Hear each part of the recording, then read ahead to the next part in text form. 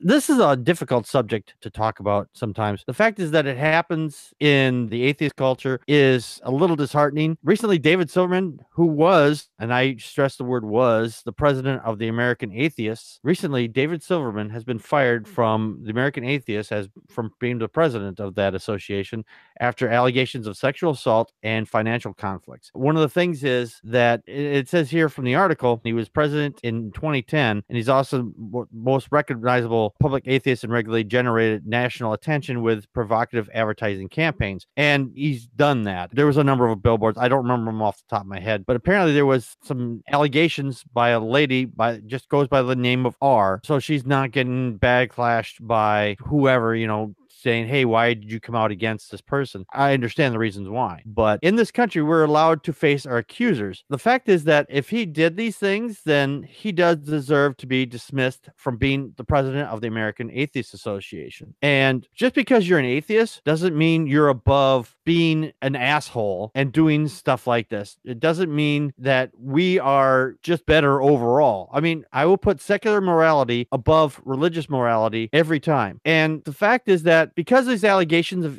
come out, the American Atheist Association has said that this makes us look bad and this is not acceptable behavior for someone in your position. So we're going to remove you from the head office of this association. And I think it's the right thing to do. So as atheists, we are assholes. We can be assholes. Guaranteed we can be assholes. But the one thing is, though, at least we're taking responsibility for our actions. We're not taking him and saying, all right, we're just going to shuffle this around or just kind of hide it overall. The fact is that these allegations have come forward. They need to be addressed. And there's also ones here about financial stuff when we're dealing with his book, Fighting God, an Atheist Manifesto for a Religious World. There was some conflicts regarding that for financial reasons. Financial reasons could be anything. The article doesn't say exactly what the financial parts were directly, but with the sexual allegations, there are some collaborating people with this. And there was one part of the article which kind of really disturbed me was he put somebody in charge of something where he had direct contact with her and they were having an affair of some sort. That's not a good. If you're having sex with somebody, you don't put them into a higher position in office in any organization because it smacks of favoritism. Atheist Ranger, your thoughts? It is a little disheartening. I'm a bit of a huge David Silverman fan. In fact, one of his quotes when he was on Fox News, I think a few years ago, he said that until a God appears before me, as far as I'm concerned, fiction is fiction. I don't want to say quote, but I actually use that line all the time when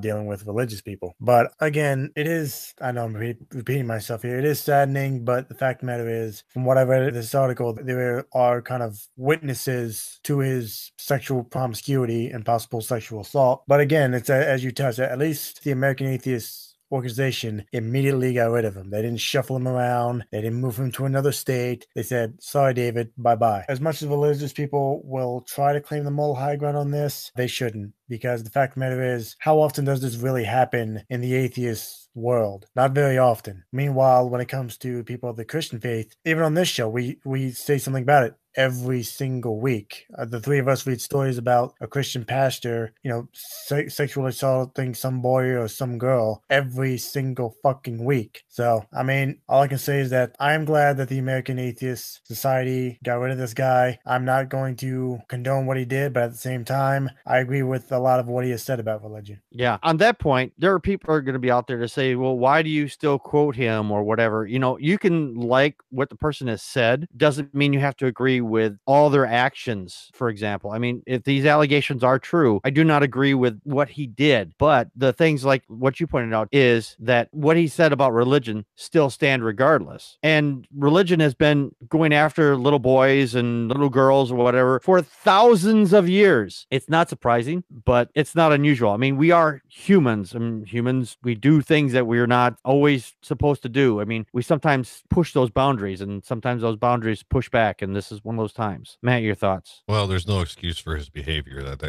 That's what the guy said who wrote the article. I mean, there's no excuse for the guy's behavior. Nobody's above the law, regardless of whether you're an atheist or a Christian or whatever. I mean, it doesn't matter. He did what he did, and they didn't tolerate it, so they got rid of him. And that was a good thing. In the Catholic religion, priests that are molesting kids, that they were getting shuffled around and things were getting swept under the carpet. But at least with this gentleman, he was fired. So, I mean, it's a sad thing to see, but he brought that upon himself. On that point, I completely agree. If he had not been engaging in misconduct of any kind, then this would not be an issue. But because he has been, then that's an issue. And I'm glad that the American Atheist Association decided to, say, we'll be seeing you, and you definitely don't make atheism look good. One thing is, though, atheism is just an answer to a question, do you believe or not? But the fact is that this does make us look like hypocrites. And the fact is that because they dealt with him and they took him out of his position shows that we are not hypocrites. We will take action on people that fall into those types of misconduct. Well, and there's no excuse for his actions. And the other thing is, if it was like Christians or, whoever, they make up excuses. You know what I mean? Mm-hmm. And they didn't make up excuses here. They said, okay, this is what happened. He is no longer with our organization. And that was that, So you have to look at it that way. And of course, it's a two-way street. We atheists pick on Christians for doing bad things, and they can turn around and do the same thing to us. But it all depends on how you handle things and on how the situation was handled. Right. And that's something that's very important, is how we handled it, or how they handled it rather, because they said, you did this thing, there are allegations, you're gone. They didn't say, okay, well, let's just put this aside and hopefully that this will all go away at some point. Or they paid somebody off or, whatnot. Yeah. Or threaten them. Well, it's like the whole Trump situation right now with that Stormy Daniels porn star. Yes. It's the same thing. I mean, he's covering it up and denying it. I mean, he was involved, and and they just deny it. Yeah. We're in a denial society. Yeah, unfortunately, right now in this situation, it has definitely become a denial culture, at least with the religious right and the GOP. Right.